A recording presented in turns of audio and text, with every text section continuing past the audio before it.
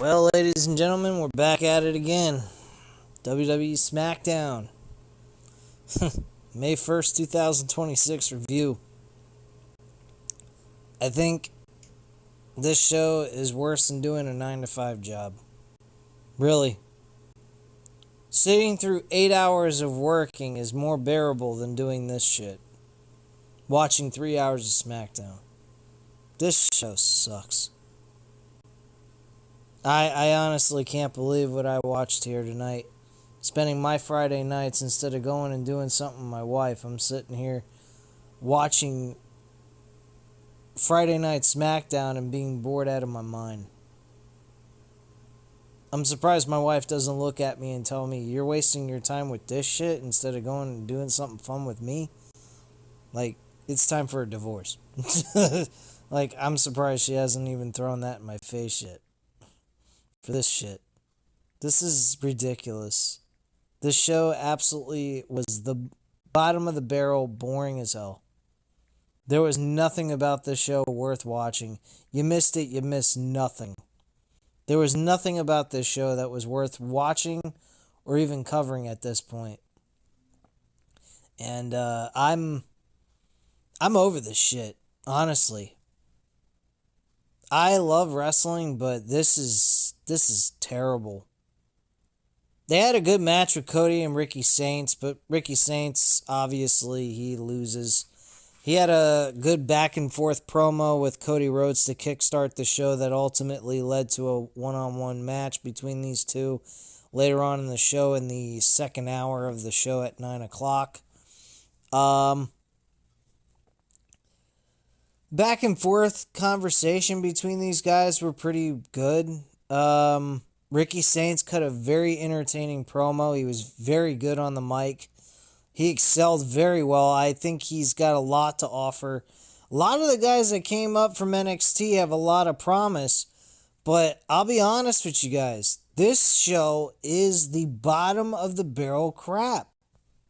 It is really that bad. But yeah, the promo between Cody and Ricky Saints was good. Kathy Kelly, after the promo between Ricky and Cody, they had Charlotte Flair and Alexa Bliss backstage with Kathy Kelly. And in comes Rhea Ripley, and Kathy Kelly walks away. Rhea Ripley says that she tried to take on Fatal Influence alone, and she got ambushed. She says she is willing to put their differences aside if they're willing to work things out and help each other out in this situation. Bliss actually thanks Rhea, but Flair tells her they got it under control and it's all good. Rhea says, well, there's 3 of them and just 2 of you. Adding me would make the odds a lot even. And Flair says 3 is kind of a crowd and walks away. So she's saying the crowd is the third man to this. I don't understand that, but okay. Charlotte Flair goes ahead, goes one-on-one with JC Jane. JC Jane and Charlotte Flair had a decent matchup. Beginning hour was not bad. I'm not going to say it was terrible, but after the first hour, this show just went down the fucking toilet. After they got done with the whole entire thing. With the first hour. And then after Ricky Saints and Cody, the whole show just was trash. So after the match, JC Jane wins. Fatal Influence beat up on Charlotte Flair, but out comes Rhea Ripley. She gets in the ring and Fatal Influence leave the ring. Charlotte shakes Rhea's hand in showing respect and that they are going to put their differences aside, I guess. We cut to a clip from earlier in the day. R-Truth is talking to Fraxium, and in comes Damian Priest. Tells R-Truth that these are the kinds of teams who deserve a title shot. Priest gives them a title shot, and Fraxium walks away. And they just hand out a championship tag team match. Why? No rhyme or reason. Doesn't need to be. R-Truth tells Priest that he wasn't talking to them about giving them a title shot. He was talking to them about taxes. Yeah. R-Truth, you're a little late on taxes. Taxes are far past due. So you're giving them terrible tax advice. If they were due tax, if they haven't done their taxes yet, they got a problem. It's called a audit by the IRS, which would be interesting to bring IRS into the picture in this situation. Anyway, Priest does not believe R-Truth, and R-Truth tells him they can't be giving out title shots. But hey, we got to go get ready for our match now that we got a match. I'm just dumbfounded.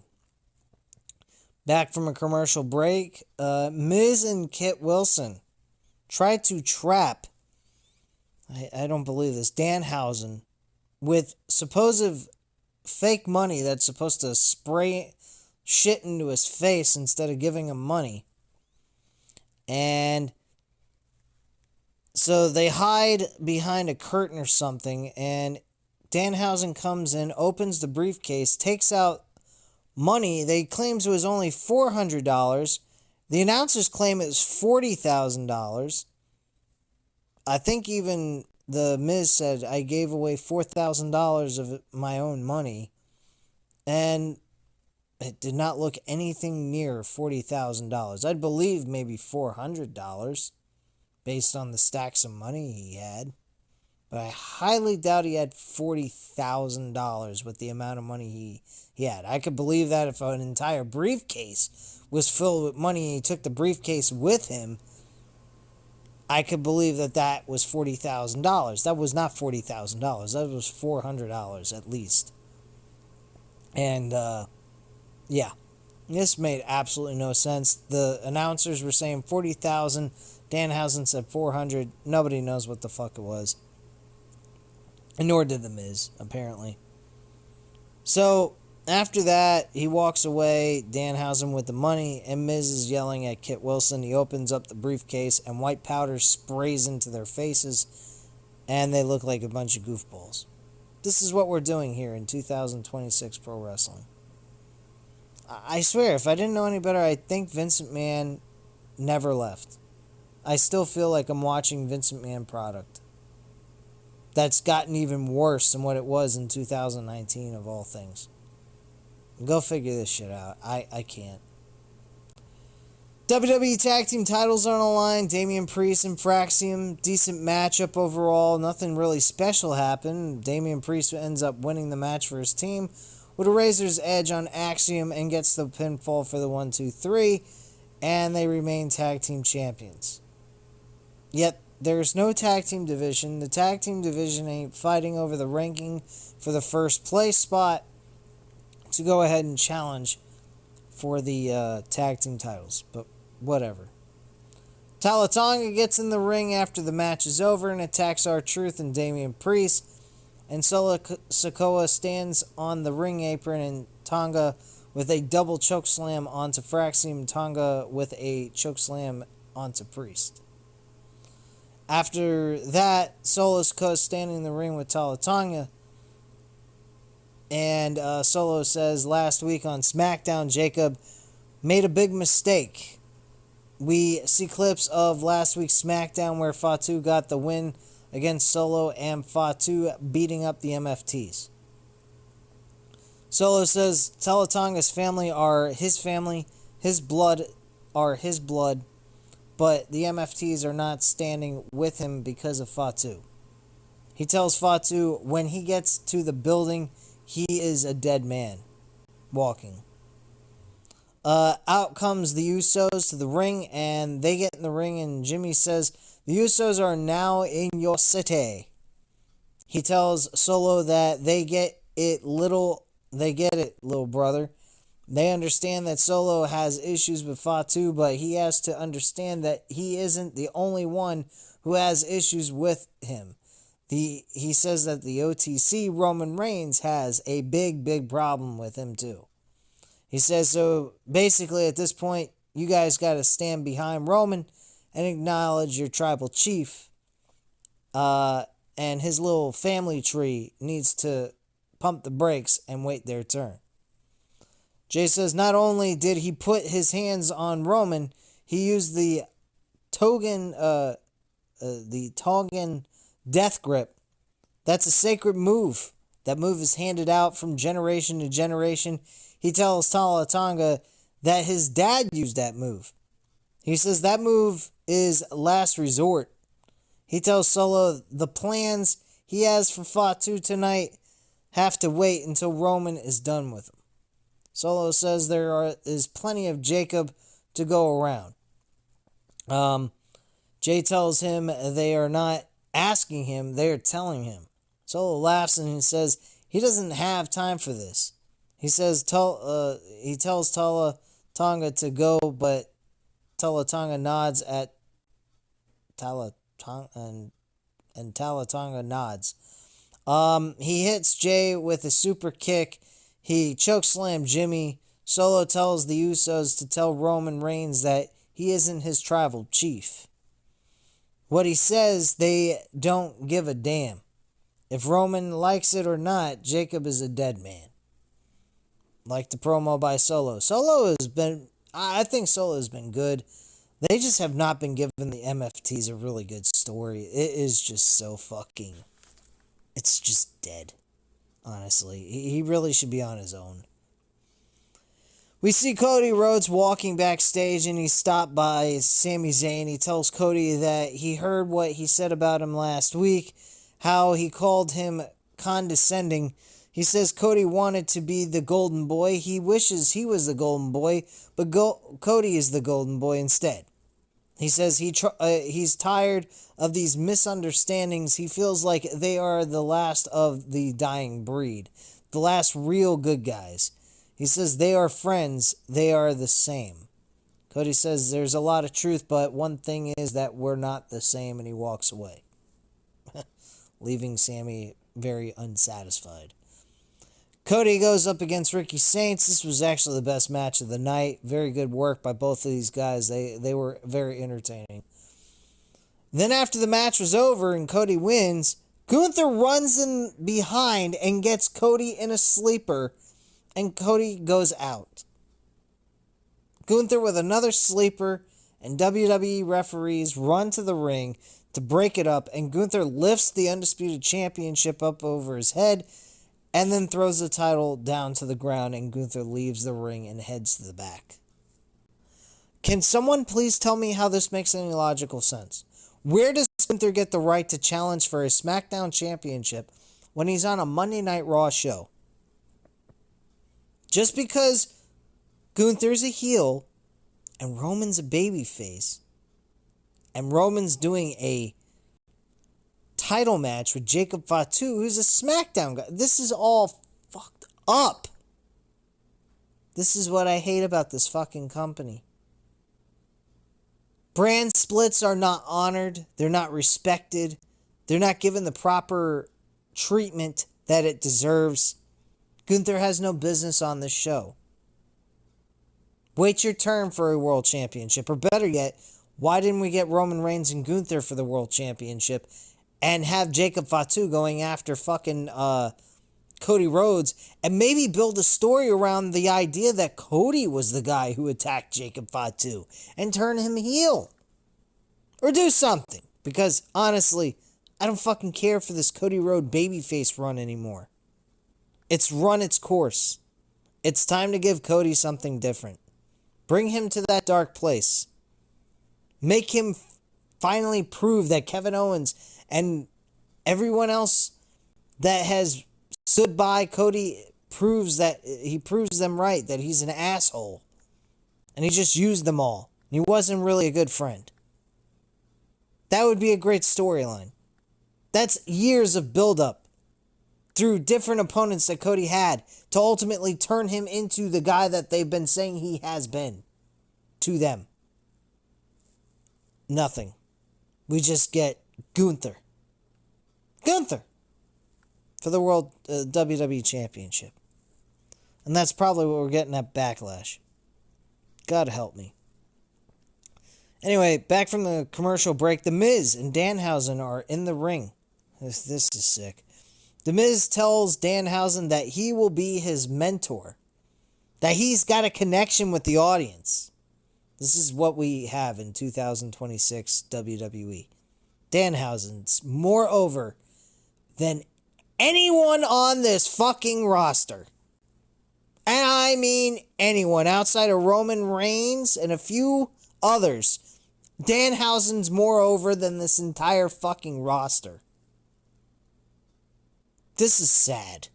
A guy who doesn't really wrestle or doesn't know how to wrestle, he's more of a comedic act, is getting over more cheers and more reaction than anyone else on this roster. Besides a handful of people. This company ought to be ashamed of themselves. And yet they have no shame. They don't care about the people who take their time to sit here and watch this shit every single week. And I'm sitting here watching and I'm saying, what am I doing with my life? That's what I'm thinking to myself, guys. What am I doing with my life? Dynamite was an average show. It wasn't great. It wasn't fantastic. World title match was okay. I didn't have an issue with that. I think the Tommaso Ciampa match was better than the Brody King match with Darby Allin. But it wasn't a bad match. Stories being told on Dynamite this past Wednesday was average at best. There wasn't a whole lot going on. But I'd still take Dynamite over all this shit. Really. I honestly do not care about this fucking product anymore. WWE is the worst thing to sit through and watch. It is absolute fucking garbage. It is the bottom of the barrel trash. And if you like this stuff, you really need to get your head examined. There's something seriously wrong with you. So, that's all I have to say on that subject. Anyway, let's continue on with this wonderful show. So Danhausen gets the approval by The Miz, and Kit Wilson comes out before they shake hands and says, "Don't shake this toxic little goblin's hand." He tells Miz to wake up, but Miz tells Kit to wake up. And basically, this all led down to a trap that they put Danhausen in. They attacked him. Miz went ahead, shook his hand, thinking that they were good buddies. And then he attacked him from behind and then eventually hit the skull-crushing finale and connected with that. And then that was the end of the segment. Later on in the show, though, we do get Danhausen interacting with Nick Aldis. Nick Aldis says that he will book a tag team match at Backlash. Yes, Backlash is getting Danhausen in a tag team match against The Miz and Kit Wilson, and he has to pick a tag team partner. And he said, "Really? Do I have to? Like, that's a lot of work." I don't know, man. I don't know. But whatever. Royce Keys went up against Angel. Obviously beat Angel very quickly. We cut back to Kathy Kelly and Tiffany Stratton. She tells Kelly that as a champion and a birthday girl, people should come to her with opportunities. And in comes Chelsea Green on a wheelchair, stands up and basically says, "Here's a birthday gift. I am now standing." So her ankle is fully healed. She says she is her birthday gift. She says she has drinks for them, and Tiffany refuses. In comes Kiana James and Julia. James says it's not like Tiffany will be champion for long, and she wouldn't be doing her job if she didn't secure Julia a title shot. Tiffany gives James a title shot instead. Also mentions in this promo that everybody loves open challenges. Yeah, everybody, like nobody. Nobody cares. Nobody's like screaming for open challenges every single week. We got Obafemi doing open challenges, the Women's IC Championship and open challenges, and now we got Tiffany Stratton with the United States Championship doing open challenges. Why are we doing open challenges? Bad enough we got Darby Allin every week going to do an open challenge and pick his opponent for his world title match until the wheels fall off. Which eventually is going to lead right back to MJF's hands, and that's going to be that. So, so much for that. But yeah, nobody's clamming for open challenges, and Tiffany Stratton is not losing the title to Kiana James. I'm sorry. She does say one thing. We're going to see how she does without having someone holding her back. Referencing Julia. Back from commercial break, we get Keys talking on the phone with someone, and then Jacob Fatu shows up. They hug, and Fatu congratulates him. I don't know what congratulations he's getting, but alright. Keys says they have known each other for 14 to 15 years. Wow. And Keys is still the same guy. Keys says that Roman and the Usos are back on top. They take everything they want. He tells Fatu that he needs Fatu to werewolf his ass up. He will be the guy who goes on top, or if he will let Roman take food off of his table. Or maybe being in WWE made him forget the smell of the streets. Keith says people like them take everything they want. They shake hands, and in comes Talatonga and pushes Keys into the wall, and Fatu with a right hand, but Solo hits Fatu, and then Talatonga chokeslams Fatu through a table. We then cut to the ring, where we have a gingerbread man costume. This is where the show went really, really bad. Really bad south right there. I mean, this was already bad leading up to this, after the Ricky Saints match with Cody. But this, holy fuck. We had Sami Zayn outside in the ring beating up a standstill gingerbread man costume. This is where I started contemplating life. Even more. This was ridiculous. Sami Zayn's beating the shit out of a fucking stuffed gingerbread man costume.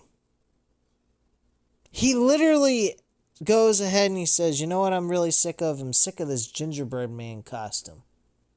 I find it very disrespectful that Trick Williams brings this damn thing out here with someone in the suit. And I think it sucks. And he gets ready to clinch it. He clenches his fist and gets ready to haul off and punch this thing in the fucking face. If you even want to call it a face. Because it's just a suit. And then he stops himself and he says, look at me. I look like I'm losing my marbles. No shit, Sherlock. Then this spot really confirms that he's lost his marbles. He shakes the gingerbread man's hand and then low blows it. And then starts beating the shit out of it and ripping it to shreds as if he's a dog eating a bone. This is... Or a dog eating a shoe. This is sick. This is sick. He's celebrating with the damn thing in his hand, with a piece of it in his hand. And then all of a sudden, Trick Williams comes to make the save for the gingerbread man costume. This is what we're doing here on WWE television in current day. What the fuck are we doing? What did ChatGPT tell Triple H to book this kind of shit? Did Grok tell him to book this? Like, what the fuck are we watching here? Trick Williams makes this say, what the fuck are we doing? God. Later on in the show, we got Trick Williams cutting a really good promo, but it's about the fucking gingerbread man. Oh my lord. Gee, well, the only positive thing we can say out of all this is that the gingerbread man is kaput. He's ceased to exist. He's dead. The small problem is that for one more week, we have to deal with a funeral ceremony of the fucking gingerbread man suit. Are you kidding me? Are you fucking kidding me with this shit? Friday night, I could be doing anything else with my life. Doing something with my wife. Doing something fun. I'm sitting on a Friday night watching Smackdown of all things, and I have to, bad enough the show's boring, you have to show me a grown-ass man beating the fuck out of a suit? Where's Vince McMahon? At least it would make sense if Vince McMahon was booking this shit. This is the kind of shit he was booking. His fucking spirit lives on in this shit. Even with him gone, this show still sucks. God help me. Lord help me. That sounds like I'm having a nervous breakdown on this fucking review here. This is ridiculous. So anyway, let's continue on with this hunk of shit show so I can get off of here and maybe go do something with my wife besides sit here and bitch and moan about pro wrestling. What the fuck? Confirmation, though, he does tell Zayn that he will face him at Backlash, I guess over the U.S. Championship. God knows Zayn's gonna lose, because if he doesn't lose, I'm gonna be really fucking pissed. I don't care about Sami Zayn's arc story about becoming the WWE Champion for the first time in his pathetic career and proving all the doubters wrong while being a heel. This is fucking garbage. Anyway, Paige and Brie Bella defend their tag team titles against the irresistible force of Lash legend Nia Jax. This match fucking sucked too. They fucking had Nia Jax over 300 fucking pounds, or at least she's really a heavy girl, okay? She's big as a fucking moose. And you got Brie fucking Bella, who weighs less than a pencil, able to roll this big bitch up, and not even a struggle from Nia Jax to kick out of this roll-up pinfall she was rolled into to end the match. What a fucking joke. I'm fucking done with this shit. I really am fucking done.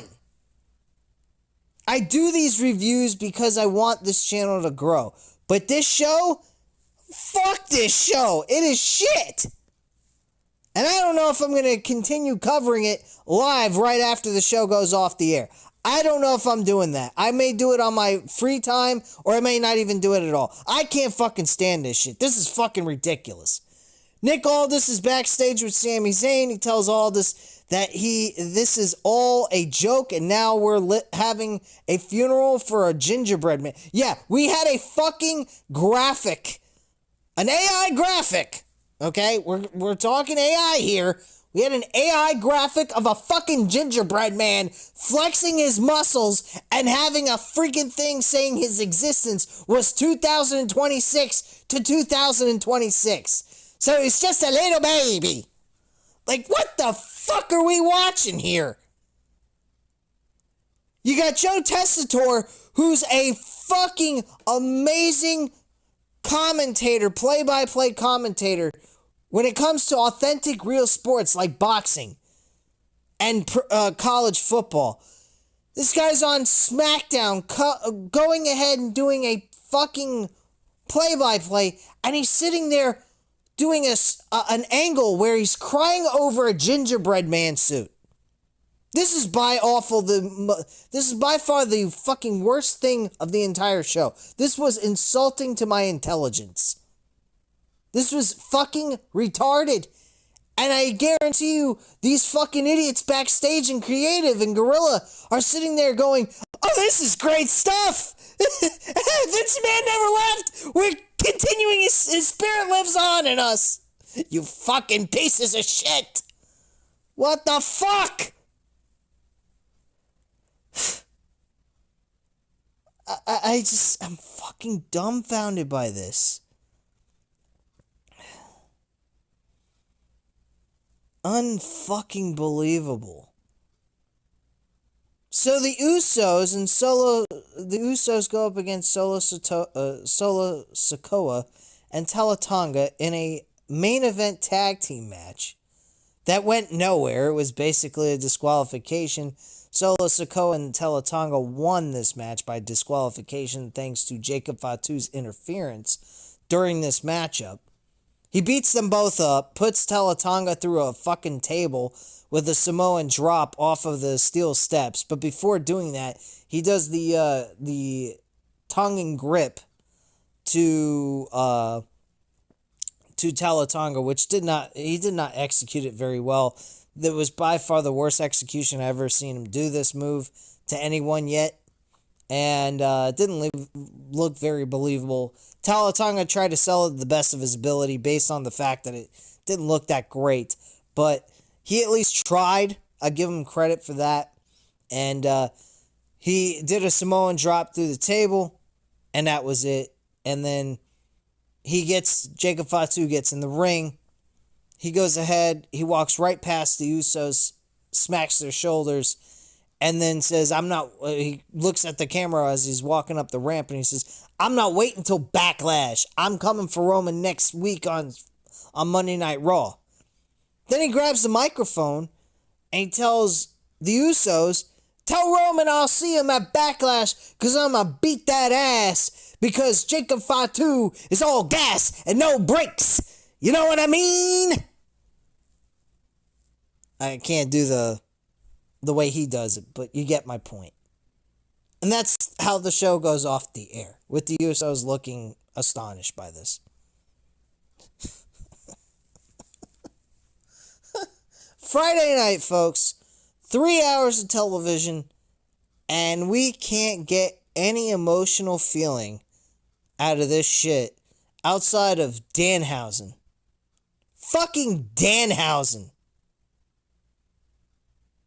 And they worry about a gingerbread man and the death of a gingerbread man suit, with a trainer coming out of the locker room telling Trick Williams, gingerbread man is ceased to exist. He's done. He's dead.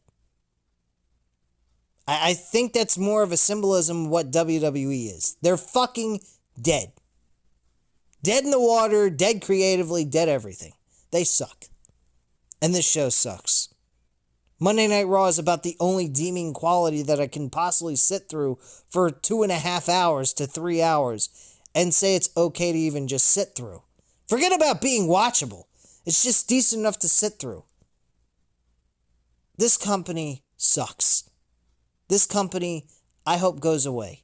I hope they die, and I hope they disappear. I can't fucking stomach this company. This company gives wrestling a fucking black eye like nobody's business. AEW may not produce very good storylines, I'll admit that, but they at least give you fucking good wrestling, and they don't insult the business as bad as WWE does. They are fucking going in dangerous territory. Actually, they're already in dangerous territory. This fucking company sucks. It really does. It fucking sucks. I don't understand how the fuck they're still getting even 8,000... Even getting 8,000 fucking people is unimaginable with the fucking crap we keep getting week after week, especially on Smackdown. This company blows. They are fucking terrible at their job. They don't give a fuck about the fans. They don't give a fuck about the... If I was Sami Zayn and I had to be involved in... I couldn't do it. I wouldn't have done it. I would have said, give me my pink slip. I'm fucking done. This is retarded. I'm standing here beating up a fucking gingerbread man suit on live television like a fucking imblick. Are you fucking serious? This is what you want to give me? You want to give me an arc story of me going ahead and capturing my first WWE title? This is how we're going to do it? You're going to get me to get these people behind me? They're fucking booing me out the building because of what you're doing with me creatively. You guys suck at your fucking job. I'm sorry. This company can go fuck itself in hell. I can't stomach this fucking company. This is shit. This was the most insulting thing to give Sami Zayn. And no wonder why the fans have a reason to boo this motherfucker. He has every reason to be booed. He can't even hate the fans for booing him. You can't. He's involved in a terrible story about a fucking gingerbread man. Because Trick Williams come up with a good fucking terminology and an insult on Sami Zayn, and now we're going full throttle to the fucking gill to this shit, to the point where it's fucking unbearable to sit through and watch. This shit sucks. This company fucking blows. And I hope someday they go out of fucking business, because the way it looks to me, they are. And I hope they do. They deserve it. They suck at their jobs. They don't care about their fans. They're raping their fucking fans out of money. They're robbing their fans. They might as well run up to them with a gun pointed at their fucking head and say, give me your fucking money.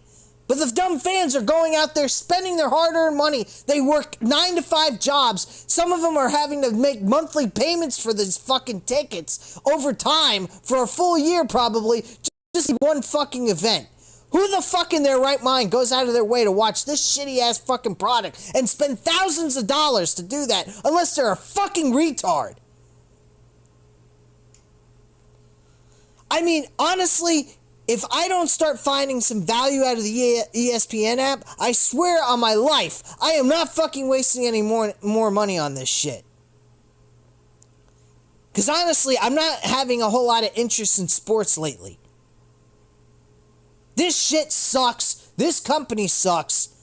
And now I'm going to go spend time with my wife instead of standing here yelling like a blithering idiot on a fucking recording and telling you guys how this show sucks. So at this time, go ahead, hit the like button if you enjoyed this video, hit the subscribe button if you're not already subscribed to the channel, of course, and leave a comment down below, and I'll definitely get back to you on that. Thank you guys very much for watching. Have a great night, guys. Bye.